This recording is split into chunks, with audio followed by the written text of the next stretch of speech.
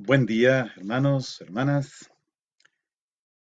Señor nos ha regalado este día, un día que consideramos los cristianos, sobre todo los cristianos católicos, como un día santo, un día muy particular en la historia y en la vida de la iglesia, un día para reflexionar sobre esas páginas difíciles de digerir en la vida de un ser humano, en la vida de una persona. Vamos a pedir al Espíritu Santo que nos envuelva en su luz, que nos envuelva en su silencio, que nos envuelva en el abrazo de la palabra encarnada, que nos envuelva en el corazón misericordioso del Padre. Sí, dejémonos envolver por el Espíritu. Estemos bien dispuestos. Lo que vamos a escuchar es su palabra. Lo que vamos a meditar es su palabra. Lo que vamos a orar y contemplar es su palabra. Y luego, la liturgia de las manos será a partir de su palabra. Yo quisiera invitarles hoy, hermanos, a algo muy especial. El texto litúrgico del Viernes Santo, del viernes por la tarde, a partir de las 3 de la tarde, es un texto largo, es la narración de la pasión de Jesús en la versión del evangelista Juan. El texto completo es de Juan capítulo 18, versículo 1 a capítulo 19, 42. Pero, como les decía, es un viernes muy especial. Yo quisiera hacerles una invitación a los que ya se están integrando y a los que se integrarán después, muy especial. Y si me hicieran un poco de caso, después dirán, ¿por qué se los pedí? Quiero pedirte a ti que me escuchas, quizá con tu familia, a que te sientes. Es Viernes Santo. No te preocupes por lo que hay que comer, por lo que haya que preparar, por la película que quieras ver. Siéntate, ponte cómodo. Invita a los que están en tu casa a hacerlo también, con un corazón bien dispuesto, en el mayor silencio posible, respetando a los niños. Ellos pueden hacer todo el ruido que quieran. No tenemos que silenciarlos grotescamente. Son niños, es otro su mundo. Allí, junto a los que tienen uso de razón, no hagas nada, siéntate, oye, medita. Les prometo que al final de esta transmisión es muy posible que hayamos entendido algo del Viernes Santo. Algo. Y quisiera darte 2 minutos. Primero, para que busques en tu Biblia el Evangelio de San Juan, capítulo 18, versículo 1 al 19, 42, para que lo identifiques. Pero también 2 minutos para que invites a tus seres queridos a conectarse. No porque es el Padre William, válgame Dios, es por lo que vamos a hacer. Allí ponle un mensaje de WhatsApp, dile conéctate al Facebook Segura William o en el Facebook mismo, invita. Ya verás por qué te lo estoy diciendo y por qué estoy perdiendo minutos en lo que te voy a decir. Vamos a hacer algo muy hermoso. La palabra es palabra de Dios, es palabra encarnada, es una persona, Jesucristo, y esta palabra tiene que ser contemplada. Y quizá el día más doloroso para contemplar, pero tan salvífico, es el viernes.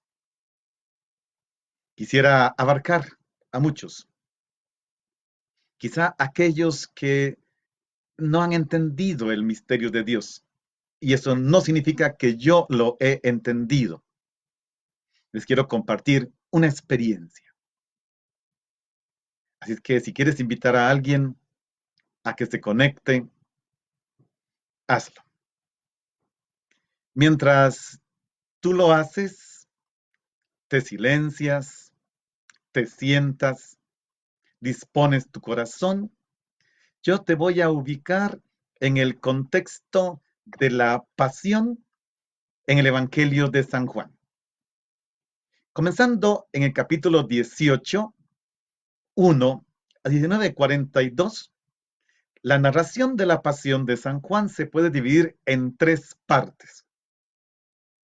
Cada una de estas tres partes se divide en 7 escenas o momentos, que son muy característicos. Son 3 grupos de 7 en la versión que les voy a presentar. Voy a ir diciendo los versículos. Ustedes no se preocupen tanto de anotarlos, porque después siguiendo el texto, o si quieren ir siguiendo el texto, van marcando en qué versículo comienza la primera, segunda, tercera, nada más, para que luego lo revisen, o vuelven a escuchar en el audio, en el video, las citas. Voy con la primera parte, que se divide en 7 escenas.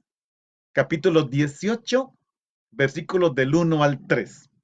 Es la llegada al huerto Getsemaní. Así comienza Juan la narración, muy distinta a los otros 3 evangelios.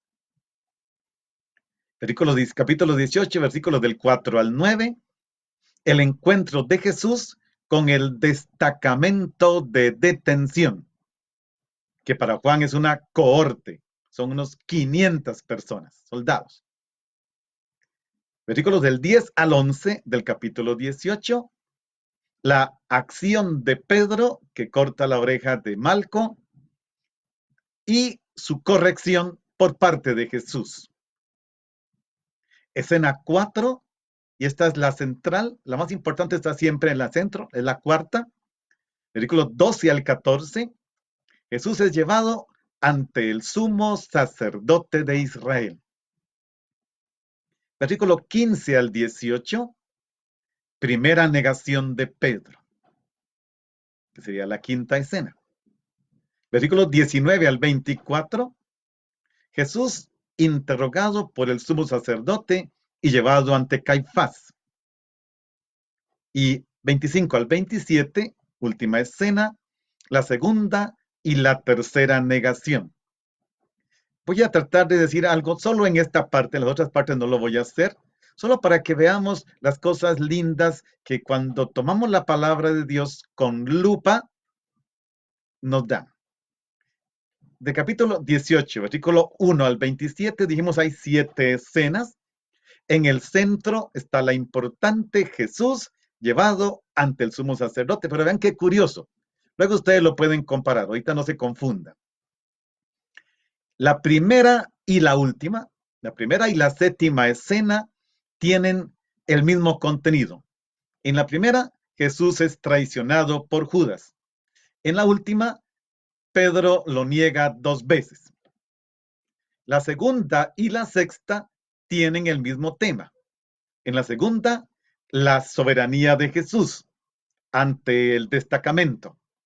Y en la sexta, la soberanía de Jesús ante el sumo sacerdote y Caifás que lo interroga. La tercera y la quinta tienen el mismo tema. En la tercera, la incomprensión de Pedro. Y en la quinta, la primera negación de Pedro. Y en el centro de todo esto, Jesús delante del sumo sacerdote de Israel. Entonces, qué bonito cuando vemos esto y nos dimos, wow, así está estructurado. Vamos a la segunda parte, que sería el capítulo 18, versículos 28 a 19, 10, 13 al 16.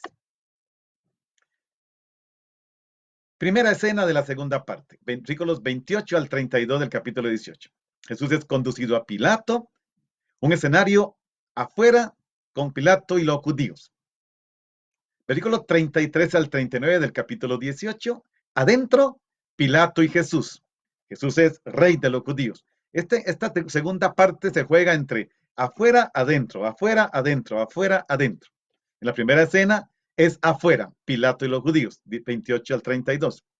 Segunda, adentro, Pilato y Jesús en cuanto rey de los judíos, 33 al 39. Afuera, Pilato y los judíos, 38 al 40. Adentro, capítulo 19, versículos del 1 al 3. La flagelación y la corona de espinas de Jesús. Afuera, 19, 4 al 7. Pilato y los judíos. Adentro, 8 al 12. Pilato y Jesús y la mención de los judíos. Afuera, 13 al 16. Pilato, Jesús y los judíos y la condena de Jesús. Si hiciéramos lo que hicimos con la escena anterior, resulta que la primera y la séptima, la segunda y la sexta, la tercera y la quinta tienen el mismo contenido y en el centro la flagelación y coronación de espinas de Jesús. Vamos a la tercera parte. Primera escena, 19, 16 al 18. Vía Crucis y crucifixión de Jesús. Segunda escena de la tercera parte, 19, del 19 al 22. Pilato y la inscripción sobre la cruz. Tercera escena, 19, 23 al 24. El reparto de la túnica de Jesús. Cuarta escena, y esta es central, 19, 25 al 27. Jesús confía la madre al discípulo amado. Quinta escena, 19, 28 al 30. La sed de Jesús, le ofrecen vinagre y Jesús muere. La sexta escena, 19, 31 al 37. Pilato y el triturar las piernas de Jesús, que no lo pasa, sino que le traspasan el costado y brota sangre y agua. Y la última, 19, 38 al 42, la sepultura de Jesús por José de Arimatea y Nicodemo y la mención del huerto. Bueno, ese es el contexto.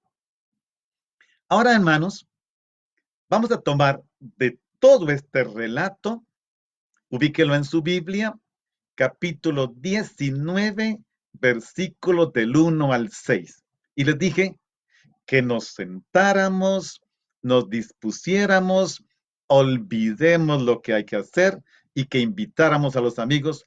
Vamos a entrar en este texto hoy de forma diferente. Voy a dedicarme solo a estos 6 versículos del capítulo 19. Luego van a ver por qué lo escogí. Es un texto simplemente impresionante, maravilloso. Leo, 19, 1 al 6. Entonces Pilato se llevó a Jesús y lo hizo azotar. Además, los soldados trenzaron una corona de espinas y se la pusieron en la cabeza, y lo vistieron con un manto rojo. Y se le acercaban y le decían, ¡viva el rey de los judíos! Y le daban bofetadas. Entonces salió Pilato otra vez y les dijo a los judíos, miren, aquí se lo traigo. Quiero que se den cuenta que no encuentro en él razón para condenarlo. Y salió Jesús con la corona de espinas y el manto rojo. Pilato les dijo, ahí tienen al hombre. Perdón. Apenas lo vieron, los sumos sacerdotes y los sirvientes gritaron, crucifícalo, crucifícalo.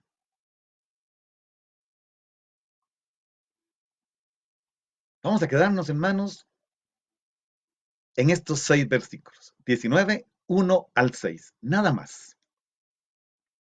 Vamos a ir por partes y les voy a invitar a que hagamos hoy una experiencia muy hermosa. Les invito a contemplar las escenas. Recordemos que la palabra de Dios escrita son vivencias puestas en lenguaje escrito, que luego hay que volver a traducirlas en imágenes, en escenas.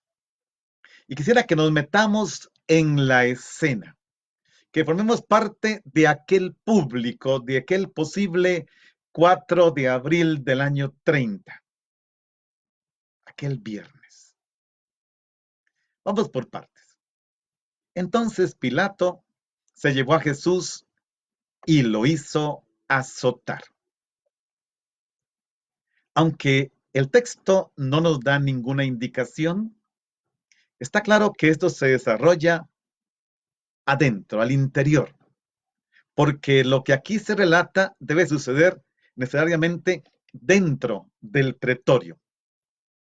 Jesús, mandado flagelar por Pilato, es objeto de una cruel parodia de coronación real por parte de los soldados romanos. Todos estos 6 versículos que escogí, hay que entenderlos, hermanos, como una parodia de lo que era una ceremonia de entronización real, de entronización del rey. Si me siguen, se van a dar cuenta que no les estoy mintiendo, además de que no acostumbro a eso. El texto comienza diciendo que Pilato tomó a Jesús y lo hizo azotar. Esta expresión, tomar a Jesús y hacerlo azotar, produce en nosotros que estamos leyendo un impacto fuerte. El representante oficial del mundo pagano es el que realiza la acción de castigar a Jesús, que se ha proclamado rey, pero que ha sido negado como tal por los judíos. En Juan, esta escena está ubicada en el centro del juicio ante Pilato. El Evangelio de Juan narra la pasión de Jesús como un juicio. Tiene todos los elementos forenses de un juicio. Entonces, cuando todavía no está decidida la suerte de Jesús y la aplicación de esta tortura por parte de los soldados romanos es totalmente injusta, porque solo se podía realizar una vez dada la sentencia, pero hasta este momento no hay ninguna sentencia, más bien Pilato está tratando de demostrar la inocencia de Jesús. Y uno se pregunta, ¿qué es lo que Pilato quiere entonces? La flagelación era una pena infamante que no podía ser aplicada a los ciudadanos romanos. Esta forma de crueldad era para los no romanos, para todo aquel que no fuera ciudadano romano. ¿Por qué? Porque era tan humillante que un ciudadano romano no la podía padecer. A estos se les podía aplicar solo la fustigación, que consistía en dar golpes con varas o con bastones. Pero a los esclavos y extranjeros se les azotaba con el flagelo, que era un látigo con una vara de correas de cuero, a las que para hacer más doloroso el castigo, más dolorosa la pena, se le añadían piezas de metal o hueso en las puntas de cada una de las correas. Esto provocaba a veces arrancar la piel porque el centurión golpeaba y jalaba. Y a tal punto que podía dejar descubiertos los huesos. Esto es bastante dramático. Los golpes además se daban en el cuerpo desnudo atándolos a una columna. Los condenados a muerte eran flagelados antes de ser llevados a la ejecución. En este caso, en el caso de Jesús, todavía no está la condena, pero como él va a ser llevado a la cruz, antes de llevarlos a la cruz, se les flagelaba. O mientras iban caminando hacia el lugar de suplicio, que era de alguna manera, no sé cómo decirlo, una forma de acelerar su muerte, porque quedaban en condiciones tan lamentables que antes de ser crucificados, algunos ya estaban muertos o a punto de morir. O sea, esto servía para apresurar la muerte. Con esta primera escena, les dije que quería algo especial hoy. Escúchame, sígueme, no digas nada. Contempla. Se trata de contemplar. En silencio contemplo la figura de Pilato. Él tomó a Jesús de forma violenta. El prefecto había dicho a los judíos, tómenlo ustedes mismos.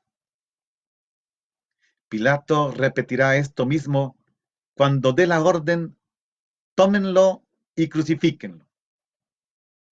Aquí, él toma a Jesús y lo hace sufrir la flagelación. La oferta de amnistía ya no cuadraba con la declaración de su inocencia. Ahora, la orden de Pilato se explica todavía menos. Sorprende semejante brutalidad, ya que no se trata de corrección. Se administra antes de soltar al prisionero. Es el terrible suplicio que precedía a la crucifixión, no al juicio, para debilitar al condenado, para acelerar su agonía.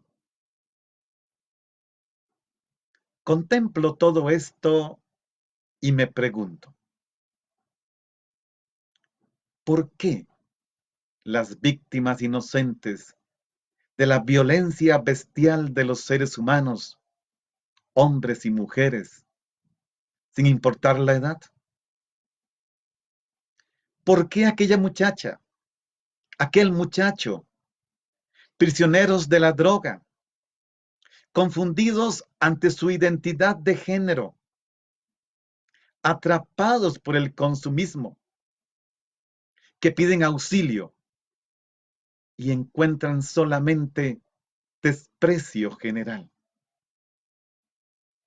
¿Por qué tantos hombres y mujeres explotados y humillados por la insolente, escalofriante e inhumana voracidad de unos pocos?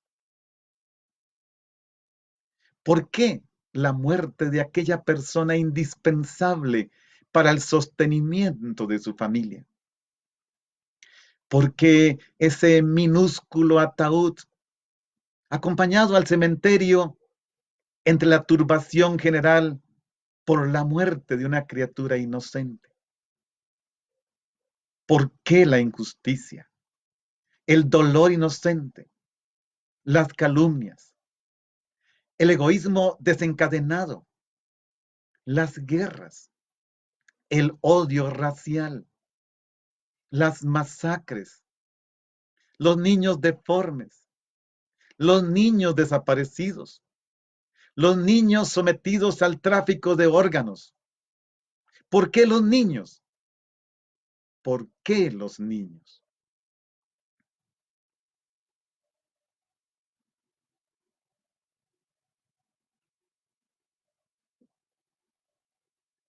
Vamos al versículo 2.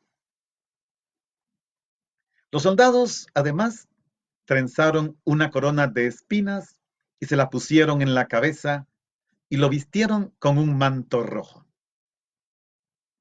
Vean, hermanos, el Evangelio no se detiene en la flagelación de Jesús y pasa de inmediato a las burlas de los soldados, de los gestos que se encuentran en otros evangelios. Juan solo conserva la imposición de la corona, el saludo y las bofetadas. Coincide con Marcos en que lo vistieron de color púrpura. Y las burlas de los soldados se refieren al título de rey por el que Jesús ha sido llevado ante el tribunal de Pilato. En lugar de una corona real, recordemos que dijimos es una parodia, toda la escena que estamos viendo es una parodia. En lugar de la corona real, colocan sobre su cabeza una corona de espinas.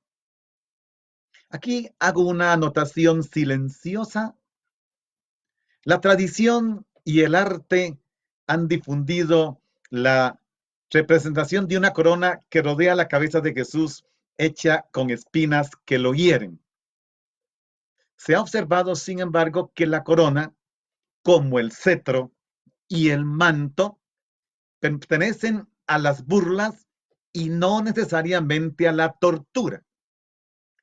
Porque además, el término que está en griego, acanta, no es exclusivamente espina. También puede significar el nombre de una planta, el acanto. Y uno podría llegar a la conclusión de que aquí lo que se quiere indicar es que los soldados pusieron en la cabeza de Jesús una corona hecha con hojas de alguna planta que sugerían los rayos del sol. Esta corona radiante imitaría las que portaban los reyes de la época y que aparecen en algunas representaciones de divinidades. El manto de púrpura hay que entenderlo como un ornato de reyes, aunque también en sentido de parodia. Jesús es investido y entronizado como rey para recibir la primera pleitesía de todos sus súbditos.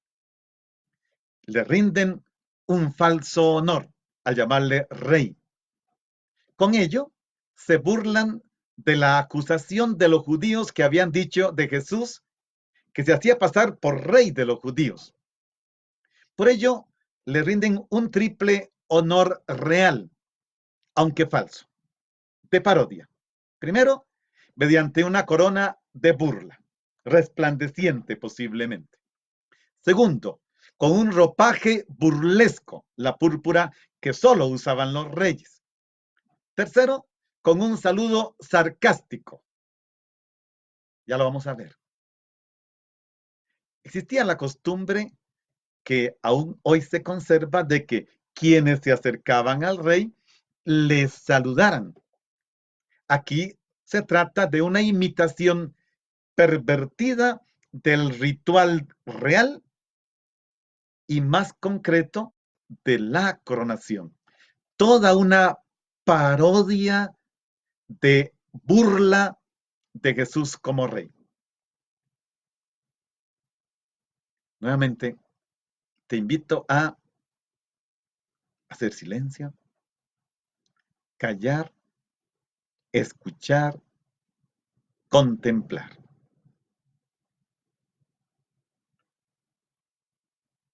En silencio contemplo el episodio de la burla de los soldados, que junto al de la flagelación contribuye directamente a una misma estrategia.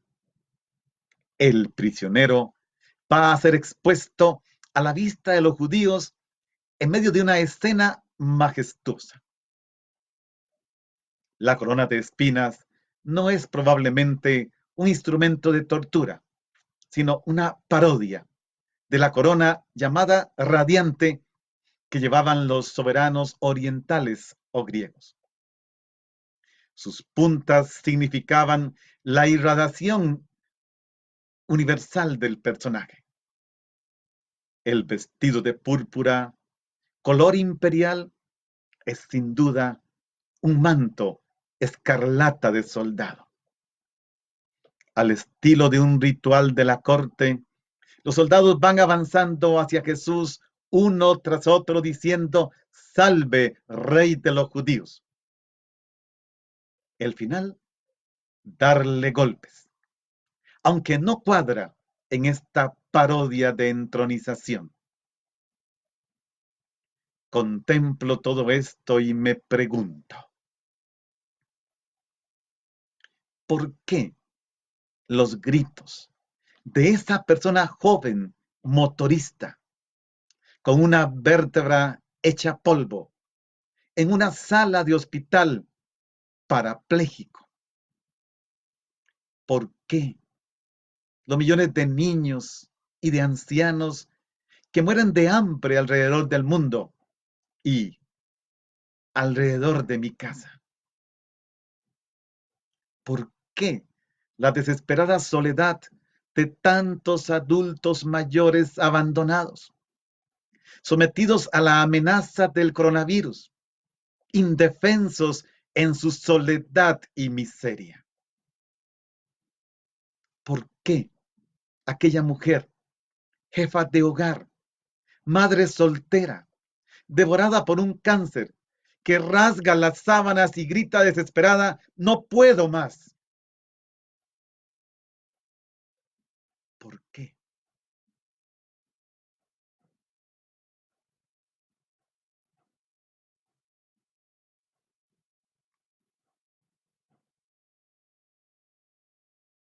Vamos al versículo 3 del capítulo 19.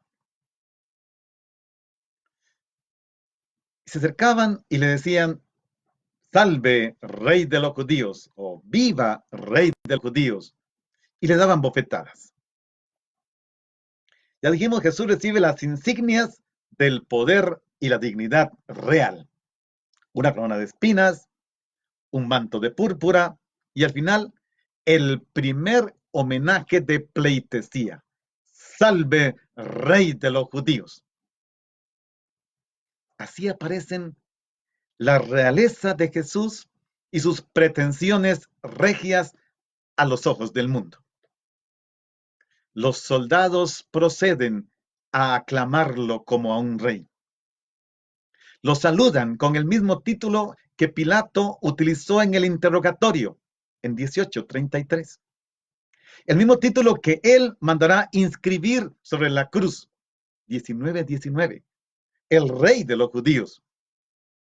Pero en vez de ofrecerle otros signos de sumisión, le dan bofetadas.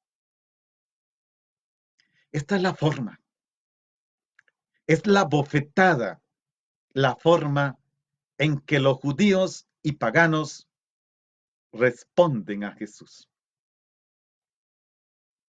Entonces salió Pilato otra vez, versículo 4, y le dijo a los judíos: "Miren, aquí se lo traigo". Nuevamente la escena se traslada al exterior, donde Pilato, otra parodia, llevando a Jesús, vuelve a reunirse con los judíos. El autor indica que Jesús salió llevando la corona y el manto color púrpura. Ante la mirada del evangelista, Pilato aparece como un subordinado que sale del palacio al encuentro del pueblo para presentar al rey recién coronado. ¡Jua! Vaya, vaya.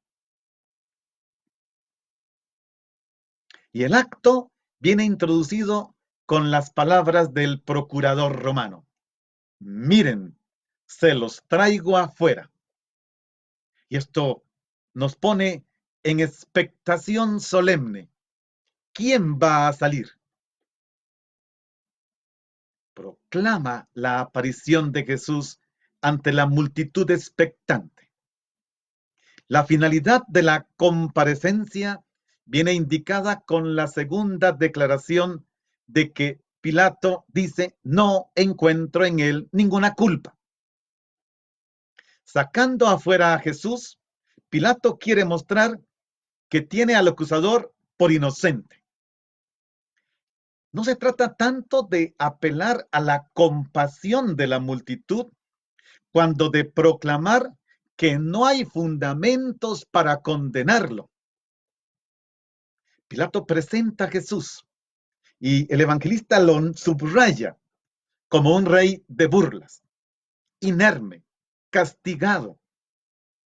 En ningún momento podemos olvidar que aquel que no era un Mesías político no deja de ser el verdadero rey Mesías, testigo de la verdad. Y aquí el evangelista nos lleva a un punto culminante en su dramatismo.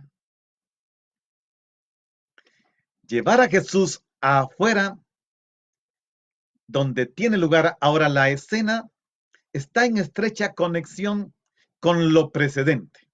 El rey, así investido y entronizado, comparece, como decíamos, ante el pueblo para recibir su homenaje, la aclamación popular al nuevo rey. Y esto formaba parte del ritual establecido para las entronizaciones. Era una epifanía de la realeza. Y es aquí donde la paradoja alcanza su punto máximo. Nunca jamás tuvo un rey tal presentación, ni fue aclamado por su pueblo con gritos parecidos al de este. Pilato insiste, quiero que se den cuenta que no encuentro razón para condenarlo.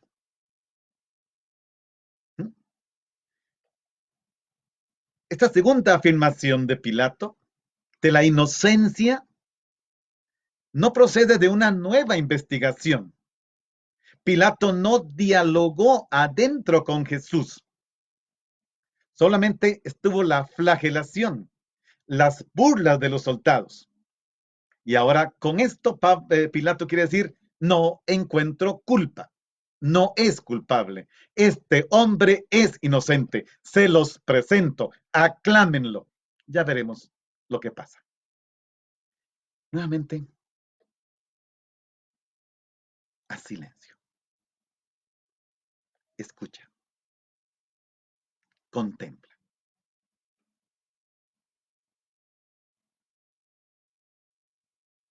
En silencio contemplo como saliendo del pretorio, Pilato vuelve a provocar un suspenso.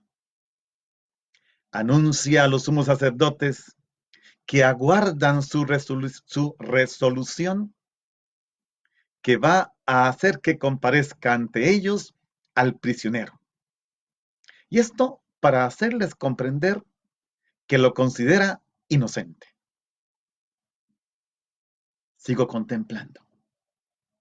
Entonces sale Jesús, vistiendo las insignias reales con que le han disfrazado los soldados. Pero ante la visión de un ser tan duramente castigado, digno de lástima en su apariencia, ¿cómo puede eso mostrar que Pilato cree que es inocente? Más bien pareciera todo lo contrario. Pilato intenta que los sumos sacerdotes sientan piedad al ver lo que ha sufrido el prisionero. Pero Pilato también sabe perfectamente que buscan su muerte y que por tanto no puede esperar su indulgencia. Contemplo todo esto y me pregunto, ¿pretendo una respuesta de parte de Dios? ¿Debe Dios darme cuentas? ¿Está Dios obligado a facilitarme explicaciones? ¿Debe Dios justificarse? Y la respuesta me llega justo por boca de Pilato. Y es una respuesta profética. He aquí a tu hermano de desventura. He aquí a tu consanguíneo en el dolor imposible. Dios no ha venido a eliminar el dolor humano. No ha venido a presentarnos un docto y piadoso tratado sobre el sufrimiento. No nos ha dado explicaciones. Dios ha hecho algo más, algo locamente divino. Ha venido a compartir, a participar, a tomar sobre sí el dolor de los seres humanos. Tu dolor, mi dolor.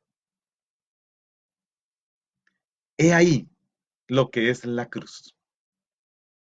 Es la señal, el sacramento del sufrimiento del ser humano que Dios recibe, que Dios se echa sobre sus espaldas.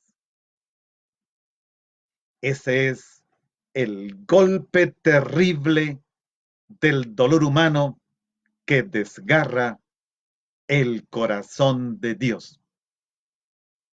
¿Por qué? ¿Por qué?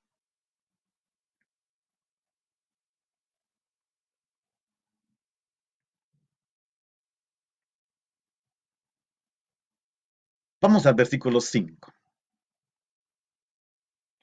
Y salió Jesús con la corona de espinas y el manto rojo. Pilato les dijo, ahí tienen al hombre.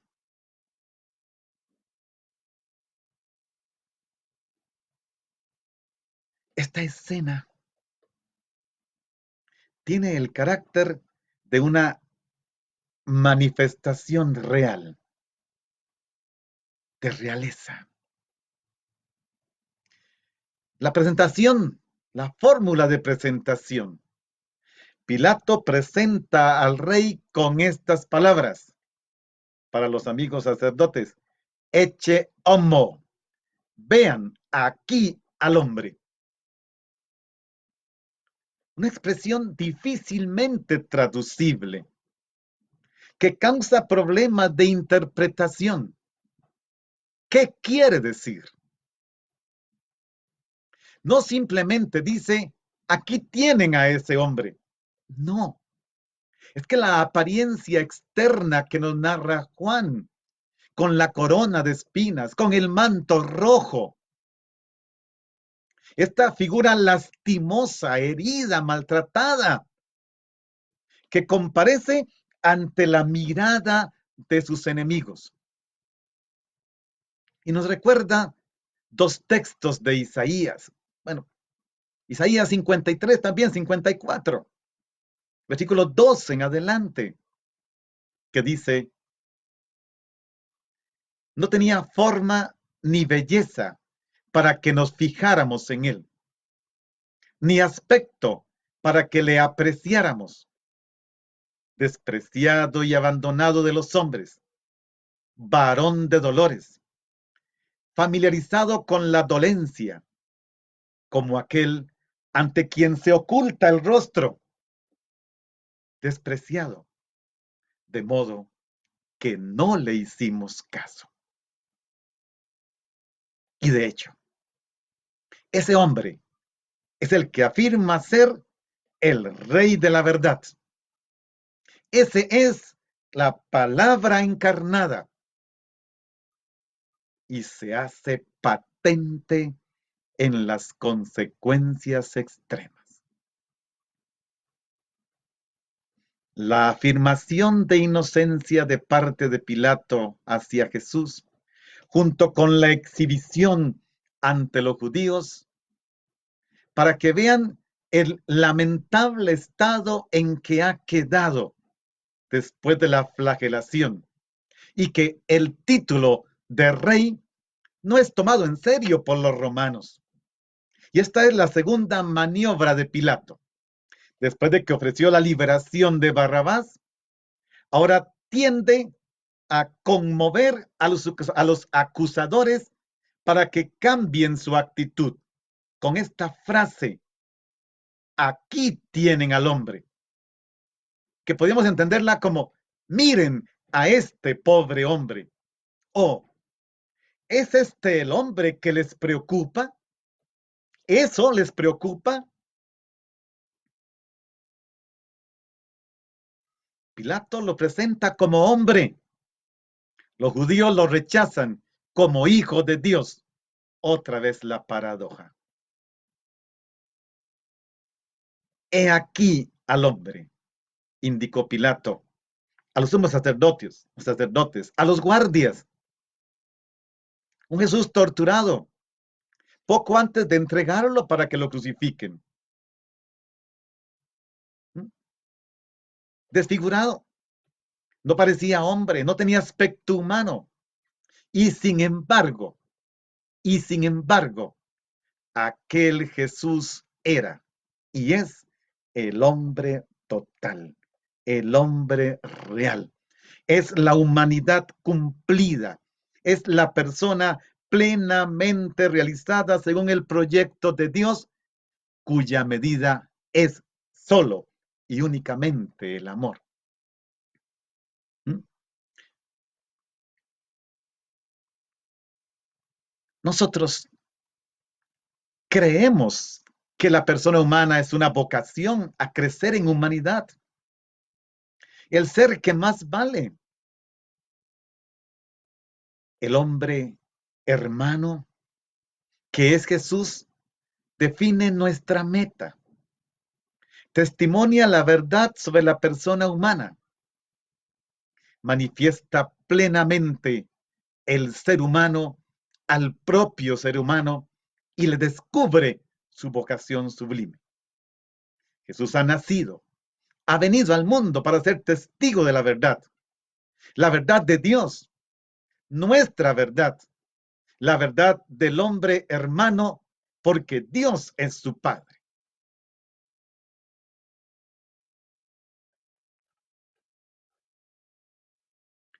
Hermano, nuevamente, haz silencio, calla, contempla.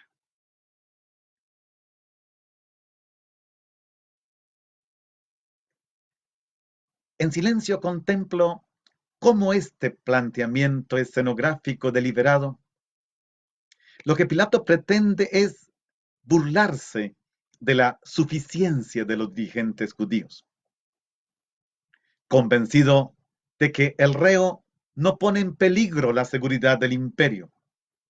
Lo presenta desfigurado, como objeto de burla. En su persona humillada, muestra hasta qué punto la idea misma de un rey de los judíos carece de sentido para él. Ni ese pobre hombre, ni ningún otro judío podrá reivindicar seriamente ante Roma la más mínima autoridad. Exhibiendo a ese rey de burla, Pilato ridiculiza las esperanzas mesiánicas, el sueño secular de Israel, y da a los sumos sacerdotes una dura lección en forma de sarcasmo. Esto es lo que Pilato pretende con esta escena. Sin embargo, el autor del Evangelio nos comunica algo radicalmente distinto. Situado ante el misterio paradójico de Cristo, quiere que yo, el lector creyente, me sienta invitado a reconocer en aquel ser castigado y cubierto de un vestido real al Señor majestuoso en quien he puesto su fe. contemplo todo esto y me pregunto,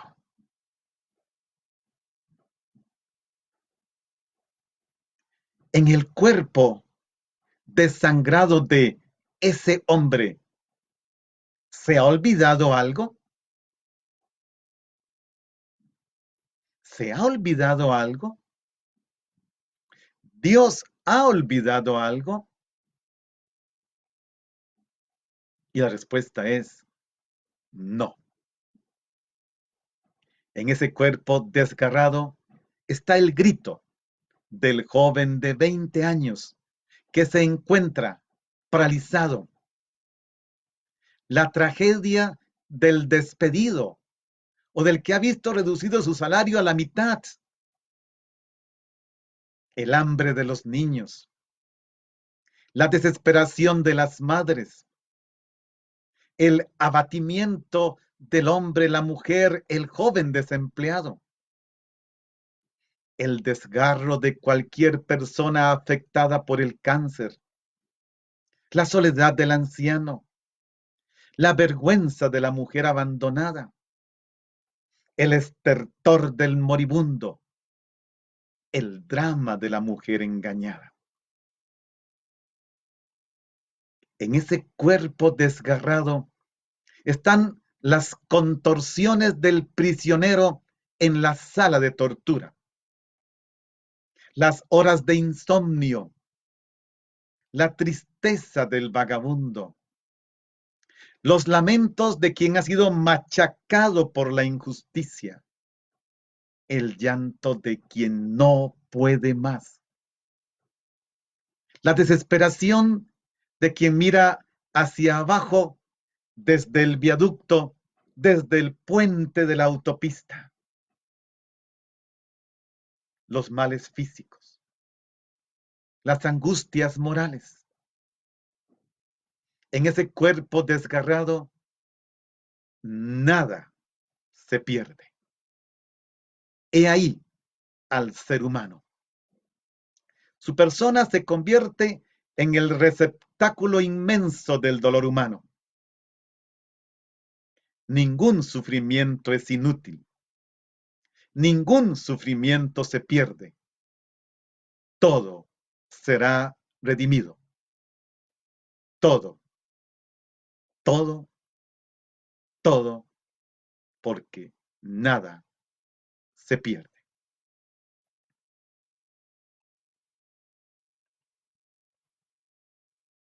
Vamos a nuestro último versículo del día de hoy. 19:6.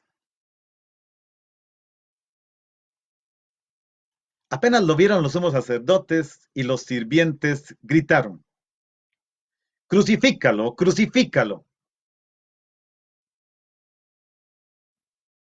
Sigamos en la escena. Recordemos, era una ceremonia real. Los súbditos darían su primera pleitesía al nuevo rey. ¿Y cómo se comportan? Los sumos sacerdotes y sus servidores no se conmueven con el espectáculo. Por el contrario, muestran una mayor agresividad. Así como ante la primera declaración de inocencia gritaron inesperadamente, a ese no, sino a Barrabás, 18:40.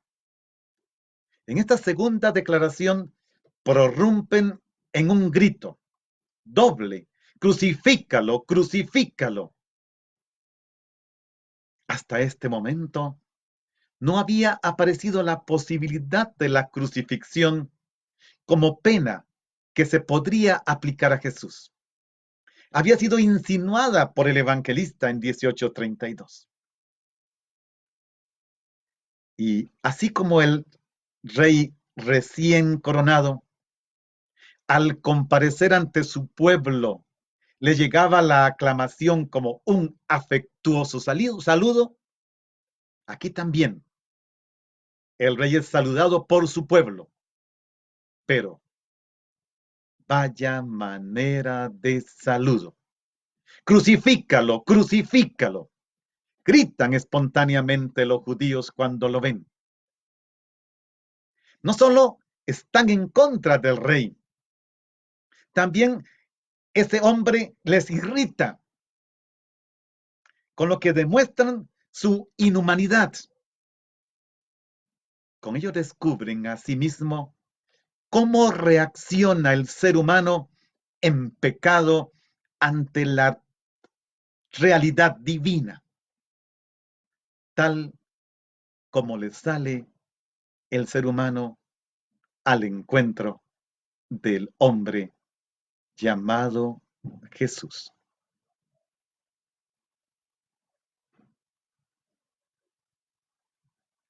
Nuevamente, hermano, hermana, a silencio. Calla, contempla.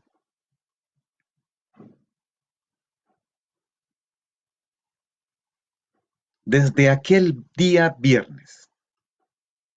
Viernes Santo le llamamos, en que Cristo Jesús fue ofrecido como espectáculo en la humillación de su sufrimiento y de su escarnio, Dios, desde aquel día, desde aquel viernes, Dios y el ser humano comulgan entre sí en el dolor, como un sacramento ofrecido a todos, creyentes y ateos, bautizados o paganos, pecadores o inocentes. Nadie queda por fuera. Hoy es Viernes Santo, día del dolor injusto, del dolor producido injustamente. Viernes Santo, símbolo del día en que unos seres humanos hacen sufrir a un hombre justo, Jesús. Pero hermanos, está bien que los que queremos a Jesús nos lamentemos por el dolor que le produjeron, también clavándolo en la cruz, junto con todo lo que hemos dicho, habiéndole torturado previamente. Pero si tú y yo queremos ser consecuentes con la fe que profesamos, con la palabra que hemos escuchado y meditado, tenemos que lamentarnos y repudiar todo dolor humano producido injustamente por seres humanos a otros seres humanos. Sí, por nosotros, por mí, por usted. Intentémoslo. Contemplemos el Viernes Santo y preguntémonos en cuanto seguidores de Jesús crucificado. ¿Por qué? De vez en cuando nos instalamos fría y miserablemente en el Viernes Santo y hacemos sufrir de manera injusta a los demás. ¿Por qué les hacemos daño una y otra vez? ¿Por qué prolongamos permanente y dramáticamente el Viernes Santo, el sufrimiento del ser humano? No nos tiene que doler el sufrimiento de tantos millones de personas humanas, seres de carne y hueso que sufren la terrible injusticia del hambre, de la pobreza, de la exclusión respecto a servicios básicos e indispensables, de la explotación, del desamparo, de los miles de víctimas a consecuencia del coronavirus. Su situación nos desborda. Las situaciones se han multiplicado por millares y no sabemos con certeza cómo erradicarla, aunque quisiéramos poder hacerlo. En este Viernes Santo 2020, no sé si pecando de reducir la injusta realidad, podemos enfrentarnos, usted y yo, nosotros, a los sufrimientos de los que somos directamente responsables. Sí, porque hay sufrimientos de los cuales soy responsable. ¿Cuáles? Son esos pequeños, grandes sufrimientos que ocasionamos a personas concretas en nuestra vida de cada día, que nunca saldrán en los periódicos, ni en la televisión, ni en internet, pero que hacen sufrir hondamente a los que hacemos padecerlos.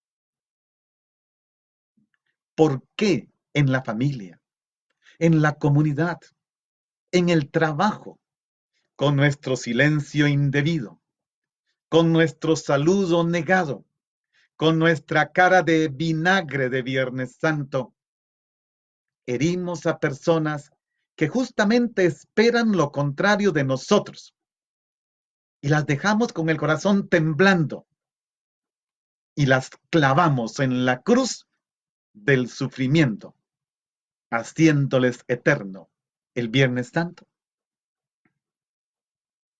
¿Por qué miramos por encima del hombro a personas que tienen la misma dignidad que nosotros, dignidad de hijos e hijas de Dios, y les hacemos sentir el peso de nuestra aparente superioridad y las clavamos en la cruz del sufrimiento del Viernes Santo? ¿Por qué ante una ofensa recibida, de la que nos han pedido perdón, no concedemos el mismo perdón que Dios nos otorga a nosotros y dejamos a esa persona, deseosa de nuestra comprensión, clavada en la cruz del sufrimiento del Viernes Santo? ¿Por qué nos ponemos tan dignos ante algo que tiene una importancia pequeña, la de las 2 monedas respecto de las 1000, y nos entrampamos en nuestro orgullo y nos mantenemos distantes y ariscos ante los que nos han hecho tal o cual cosa y les clavamos en la cruz del sufrimiento del Viernes Santo? ¿Por qué nos mostramos muchas veces con corazón duro, endurecido, poco comprensivos ante los fallos de los demás y nos molesta, como al hijo mayor, que el Padre bueno le ofrezca permanentemente su perdón, su banquete, su amor? Y no queremos entrar en la fiesta y les seguimos clavando en la cruz del sufrimiento del Viernes Santo.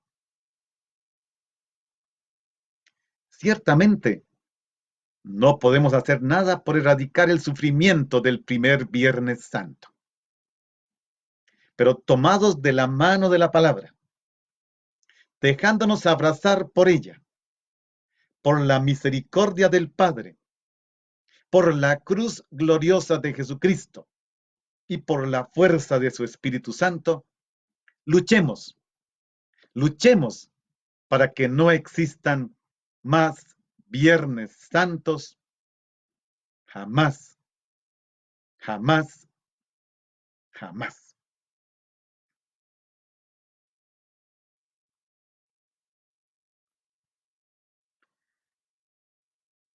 Hermanos, ahí está la palabra. Ese es el Viernes Santo.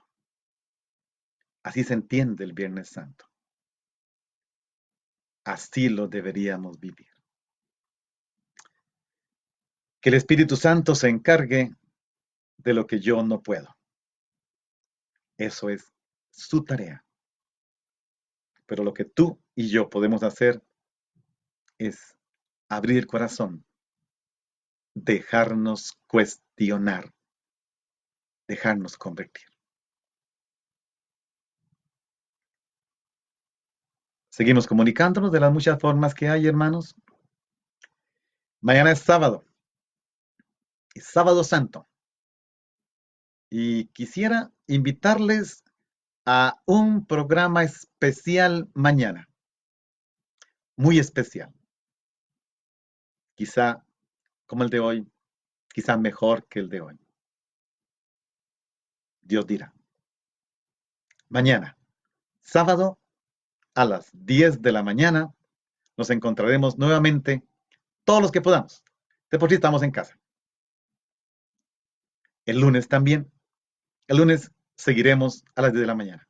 Pero no dejemos que pase el sábado. El día que menos entendemos es el sábado. Tendremos un encuentro mañana. Dios les bendiga. El Padre, el Hijo y el Espíritu Santo. Amén. Buen día.